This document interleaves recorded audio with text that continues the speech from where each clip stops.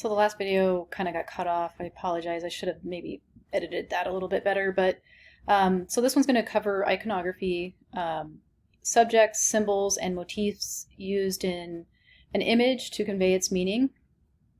Not all works contain iconography, and iconography is specific to a culture, so each culture has its own set of iconographic symbols, basically. Um, so this is a Amida Buddha. It's made out of wood. It's from the Japanese school, 17th century. It's pretty old.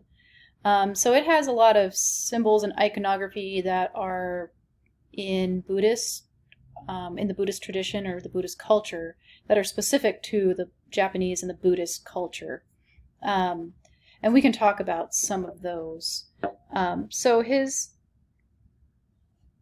top knot symbolizes enlightenment. So that's basically his hairdo that he has here. He has a top knot, and that symbolizes in Buddhist culture and in Japanese culture, it symbolizes enlightenment.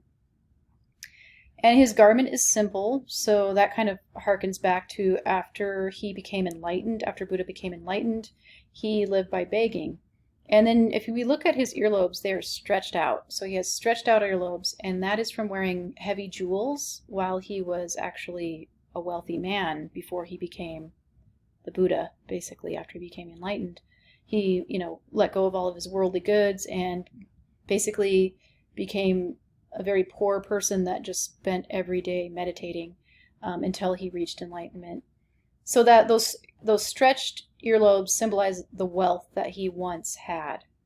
And his hands are folded in the traditional position of meditation. So the folded hands, kind of symbolize meditation. And he also sits atop this lotus flower throne.